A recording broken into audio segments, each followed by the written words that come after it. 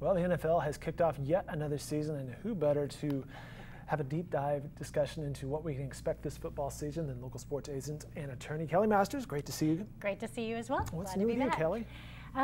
It's a busy time, but I feel like I say that every time we talk. Right, sure. Because you stay, yes. You're repping athletes in baseball, football, Olympics, among other sports. Yes. And I think the last time I was here, I had maybe just returned from Korea with the Olympics. And then, I have football season, of course, just kicked off this past weekend. Which leads me to my most hard-hitting question of this whole interview. Are the Dallas Cowboys really going to be this bad? Can we all just have a moment to pray for Dak Prescott? Right. It's their offense struggled. 16-8 loss, 8 points. Yeah. It was so, and it looked worse than that. It really, and I'm blessed to represent Blake Jarwin, who's one of the tight ends, and it's amazing where he has come. He was a star at Oklahoma State. He was on the practice squad for Dallas last year for part of the season, for about half the season. Ended up being elevated to the active roster. And last year, he was inactive most games last year, but obviously got to wait in the wings and learn from one of the best ever, Jason Witten. And then surprisingly, Witten retires in the offseason. James Hanna moves on, and suddenly Blake finds himself competing for the starting role. And so you saw him a lot this past week out there.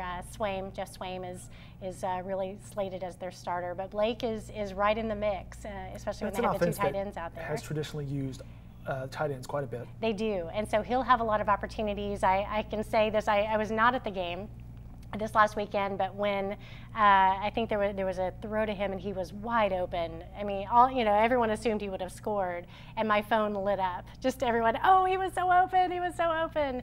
And so let's hope that Dak can kind of pull himself together and the offensive line can step up. I know they've had some injuries, but just a couple of years ago, Dak looked like all worlds. Like, wow, Tony Romo, get out of here. Let this guy play. He did, and to me, he looked like he was playing a little scared the whole game. So let's hope it was just getting the nerves out and that we have a better season with Dallas. Well, let me ask you this. What does a Sunday look like in your world? It varies from week to week. So this past week, I made the decision. I have been on the road constantly pretty much all year. So I made the decision to stay at home for week one. I'd already gone to training camp, done the training camp tour, saw my guys.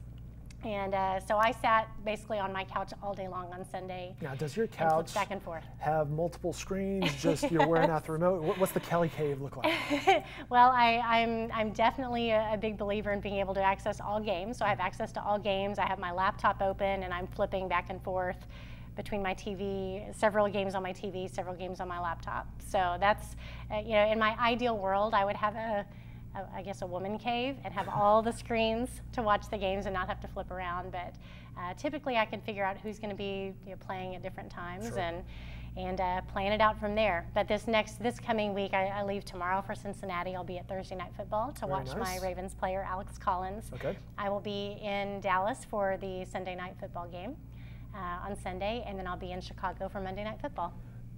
When you go to Dallas and Jerry World, do you watch the field? Do you watch the Jumbotron? Doesn't everyone have a hard time not watching the Jumbotron? So huge. It's massive. I go before the game. I'm on the field. Sometimes my players will acknowledge me. Most of the time they're in the zone, but I do like being down on the field before the game. And usually try to take some friends or maybe my players' family to see it from that perspective. And then, I'm like everybody else. I have a hard time watching the actual field when that screen is so massive. But it's a great venue. It's probably the one that I've been to the most. And I've been to all but 3 stadiums in the NFL. Really? So maybe I'll check off the rest of them on my bucket list this year. What's left? Carolina. Not going there this weekend. Nope. With the hurricane. Pittsburgh and Philadelphia. Oh, wow. Yeah. Producer Paige hails from the Philly area. I've been to Philly, but I've never been to a game. I've really not been to Philly, so really? It's on my bucket list as well. Yeah. Seattle, Chicago. Is that in Chicago? It's in Chicago. And, man, they got to be thinking we're so close to starting off the season great, and then Green Bay comes back. And they obviously getting Mac in the trade was huge. So we'll see how that all plays out. All right, as I mentioned, Kelli Masters, attorney and sports agent. So let me ask you this. In your world, how much are you interacting with players as the season goes on? depends from player to player. Okay. I'm at a game almost every weekend. I obviously wasn't this past weekend, but I'm physically present somewhere with at least one or two or more of my clients just to spend time with them. I'm at their games, obviously. We'll either go to dinner the night before or after if it's an earlier game, and just really catch up on life and talk through things. I have a couple of players that are in really important years contract-wise, Gotcha. So we're going to be discussing business throughout the year, but also helping them. It's really my job to help them focus on what they need to do their job at the highest level, and then I try to take care of the rest. And there are always things to deal with, whether it's football related or not football related. They have very busy lives as professional athletes, and a lot of it falls on my shoulders to help them. You can learn more about Kelli, her website, kmmsports.com, the various services that they provide. Walk me through a little bit of the mechanics of what a work week looks like for you. For example, this morning, we can just keep that at a 30,000 foot level. Sure. So obviously we're dealing with a very, it's an intense sport. It is obviously it's very, very popular sport. It's everything that goes on in my players' lives is potentially newsworthy. So I'm constantly staying on top of as much as I can, every issue that affects my players. I have a player who is unfortunately dealing with some lingering injury issues that have been ongoing since the off season, and finally had to do an injury settlement yesterday for him. Can't get into the details, but that's the crazy thing is, growing up watching football, or maybe the casual football fan will watch a game and they'll see a player go down with an injury, and it's unfortunate and it's heartbreaking, but there are so many issues that are impacted at that moment, and I have to leap into action and work with the team trainers, the doctor, getting a lot of times a second opinion on an injury for a player. Players have the right to have their own doctor to do a second opinion, they get to choose where they have surgery if that's needed, planning out rehab, and then planning out the future role with the team and whether or not a team is going to put a player on IR. Teams can only bring back 2 players off of IR each year, so they have to be designated at a certain time. So there's that, weighing that out, whether a player should go on IR or not. Once a player, now a lot of people don't know this, a player cannot be cut by an NFL team while they're hurt without reaching some sort of an agreement regarding a settlement and pay, or stashing the player on IR. And so we made the decision to go ahead and do a settlement. That way my player can come back. He has to wait a certain number of weeks if he goes back to the original team, but other teams can sign him earlier than that. So my phone was pretty busy this morning with teams that are wanting to know the details and wanting to bring him in. He is in demand, and so I let him know, you've got a lot of love out there, that we've got to decide, do you want to keep building on what you've built with your current team and wait it out to make sure that opportunity is still there, or do you want to see what else is out there? So those have been the discussions I've had with my player this morning, and it's every week it's dealing with maybe fines on the field, or maybe a player has a uniform violation, or I have one player that wears a very dark visor. We have to make sure that that's approved for the season. Otherwise he gets fined.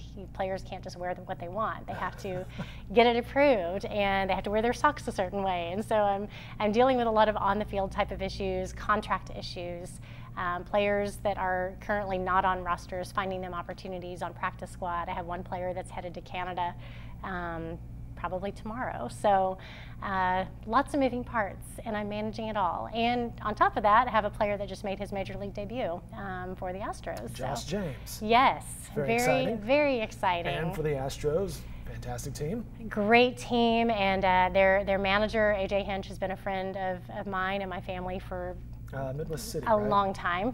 I hesitate to even say several decades.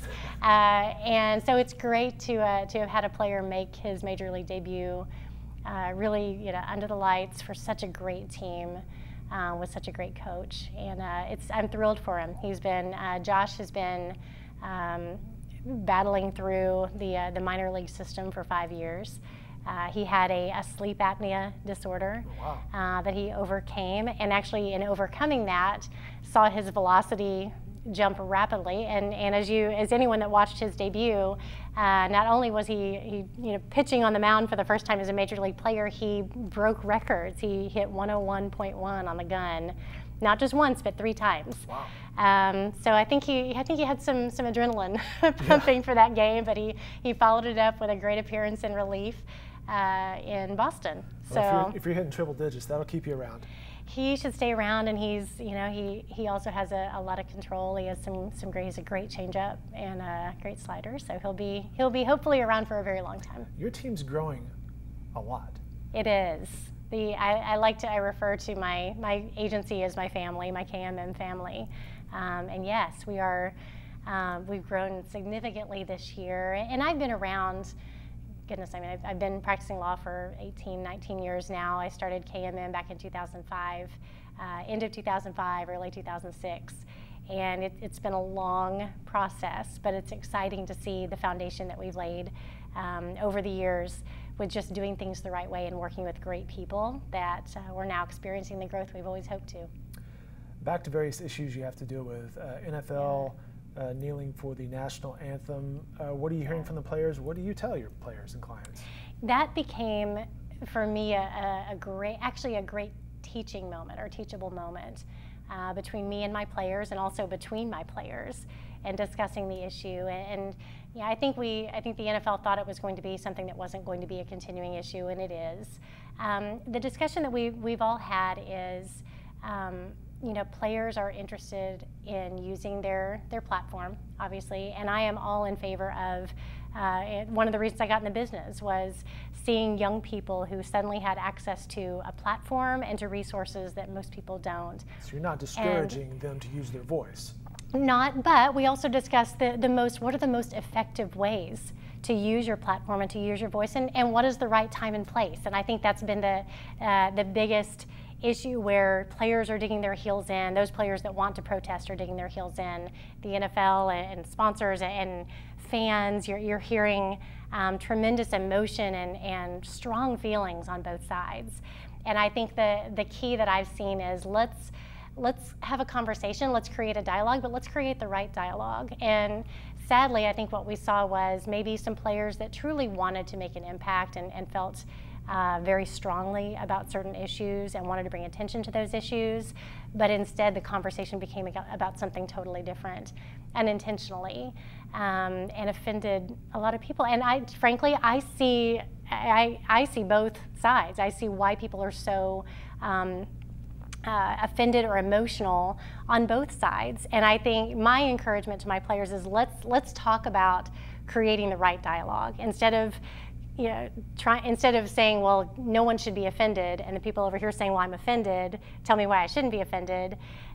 Let's get away from who should be offended and who should be insulted, and why what players are trying to accomplish shouldn't be offensive to people when people have a right to be offended. And that became the dialogue, instead of how can we use our platform and use our resources to make an impact for social issues that matter.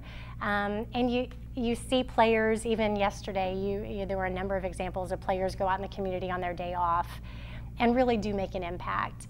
But the protests overshadowed that and took away from that, and I think that's unfortunate. So I think the solution that at least I've discussed with all of my players, and we all basically agree, is that let's find ways that are impactful to use our voice in the right time and place, and let's really take a look at what are the conversations we want to create, and what's the most effective way to create those.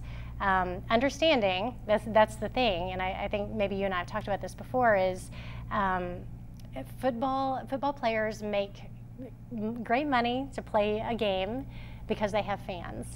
And because of that, they have to keep in mind their fans don't all believe the same things. Their fans don't all agree on issues. Play the game, enjoy the fruits of your labor because you have fans, and then find ways that are truly impactful to make a difference with your voice and your resources. And I think that can be accomplished. I think right now it still feels like everybody has their heels dug in, and we're not getting anywhere. And I think that the goals of all sides are not mutually exclusive. I feel like we can find a way that we're not unintentionally hurting people or offending people and still accomplishing the things we want to accomplish. Very interesting. This is a very interesting conversation. I want to get your thoughts on Serena Williams now. We're chatting with Kelli Masters, sports attorney and sports agent. I was in New York City last weekend, crossing off the U.S. Open from my bucket list. And the match I happened to see was Serena and Osaka. You were there. In the women's final. And I'm sure you've encountered this in the various arenas and stadiums you've been at. Sure. You're there, something's happening, the crowd is so loud, you're not real sure what's going down. And that was the case Saturday, sitting in the stadium there at the Billie Jean King Tennis Center. You could sort of hear the chair umpire say, hey, violation, point, game. But you're like, I'm not real sure what's going on, because you couldn't hear the conversation between Serena and Carlos. Your thoughts on what went down and then how that was handled? Perhaps from Serena's perspective, or perhaps on how the media has weighed in. You know, Serena is, I mean, I think if any athlete deserves to be called greatest of all time, she's definitely one of them. And I earned it on the court. Absolutely, and incredible athlete. Also very, very fired up. That's not something that's new for Serena. She's always been vocal. She's always been very, dramatic is not the right word, but she's always been demonstrative. I don't know if you remember this. I remember growing up watching John McEnroe play. And part of his persona was that. You gotta be kidding me, he says to the ref. And he was so vocal, and it was kind of part of his persona, and everyone just kind of went, well, that's John McEnroe. Serena has come under so much criticism. You think it's a double standard? Potentially. I do, and I think it's not the first time that she's had an outburst. Maybe it's the one that we're all focused on right now.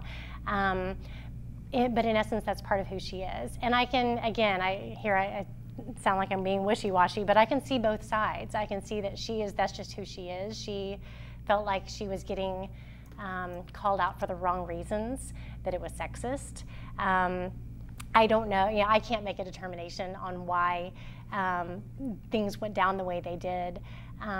But I do know this, I've listened to a number of athletes weigh in on both sides of the issue. And I think the hardest part for me is that Serena is such a role model.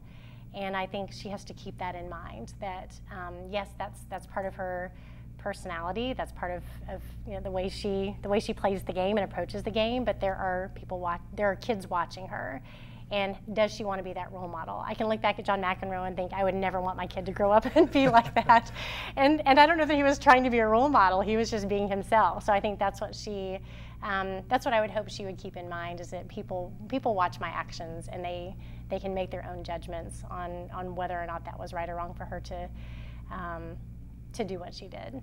It was an interesting situation to sit through, and I'll say one thing. The New York crowd, of course, was pro Serena, and good for Naomi Osaka for staying focused and playing well, because she was clearly the better player that day. But also, you could see this match was probably going to end pretty fast regardless. For the ref to take a game away, everybody's like, hey, I paid money for these tickets. Right. Why are you shortening my game? Right, yeah, why do you have to jump in there? So, very interesting.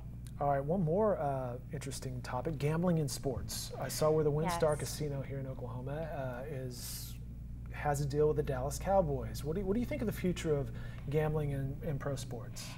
You know, here's the reality and then I guess, dovetailing off that, what would you tell your athletes?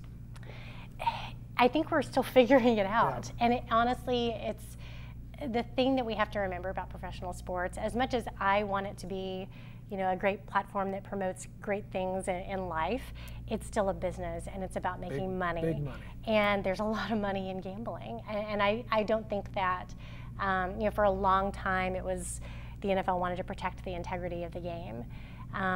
But there's so much money to be made in gambling that it was inevitable, I guess, that things were going to start changing in that regard. And I still, the discussions that I have with my players is we see what's going on in the business.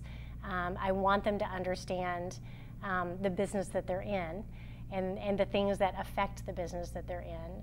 But integrity is still integrity, and they still get to make a decision on what they stand for as individuals. It's like you're a parent to these guys. So yeah, kind of. And ladies. Very much so. But I think we're going to have to figure it out as we go. And it's, I have my own personal opinions, but I think money drives everything. For better or for worse in the NFL, and in marketing and everything that we see out there is ultimately driven by making money. So yeah, I'm one of the few that kind of holds on to the hope that integrity is more important. But yeah, I think we're just going to have to figure it out as we go. All right, I'll get you out of here on a couple quick questions. Talking with Kelli Masters, sports agent and attorney, kmmsports.com for more information on her business and the various things she's involved with. How many OU games will you attend this year? As many as possible. Yeah. It's right in my backyard, and I've been a Sooner since I was very, very young, and I represent players from any school, and will attend other colleges. Just throwing that out there, right? Yeah, and I'm not limiting. No, I do. I represent players from OSU. I represented Longhorns, and some of my Sooner fans are saying, "What are you doing?" But I have players from all over the country. But I still love to go to OU games, and the atmosphere is something that I grew up with. It's home, basically. So I'll go to as many as I can, and I'm excited. I think they're going to have a great year. Off to a good start. State Fair is starting this week. Are you a State Fair person? Do you have a favorite food if you went to the State Fair? Oh my goodness, it's been a while since I've been to the State Fair. I'm not a big cinnamon roll person, but every time I get to the State Fair, it's like the first thing that I can smell. Yeah. So that, or pretty much anything fried on a stick is good with me. So. Love State Fair food. You office not far from where we are here in downtown Oklahoma City. Scooters are everywhere. Have you tried one of the scooters? I haven't, and most of the time I'm in high heels, and I can already picture like what it's going to look like when I wipe out. I was walking to a lunch appointment yesterday, and a lady dressed very professionally in heels was standing on a scooter going down, handling and it? I thought she was handling it like a pro, and I thought I would need a helmet and knee pads, and it scares me to death. But hey, if you're running late for a meeting, it would be a good option to get there a little quicker. Might be able to. Well, actually, might be faster than driving these days with all the construction downtown. With all the construction, I am excited about the streetcars. I saw one the other day on a test run, and I'm interested to see how it works downtown. But I'm really excited about that. Final question for you. I saw this morning that Dancing with the Stars had released their new roster for this year. Yeah. Would you ever go on it? And or would you encourage your clients to go on it? I would absolutely encourage my clients to go on it. I don't care to be a star, so though I watched the reveal this morning, and I was honestly saying, half the time, like, who are these people? I don't know this person. Like, how are they famous? I need to Google them to find out why they're stars. From a dancing perspective, I would love it. I grew up dancing, and I would love that aspect of it, but I'm not a star. So at least I don't feel like one. She's a star in our book. Kelli Masters, ladies and gentlemen, sports attorney and agent. We always appreciate your time and enjoy the conversation. Thank you so much. Safe travels to you. Thank you.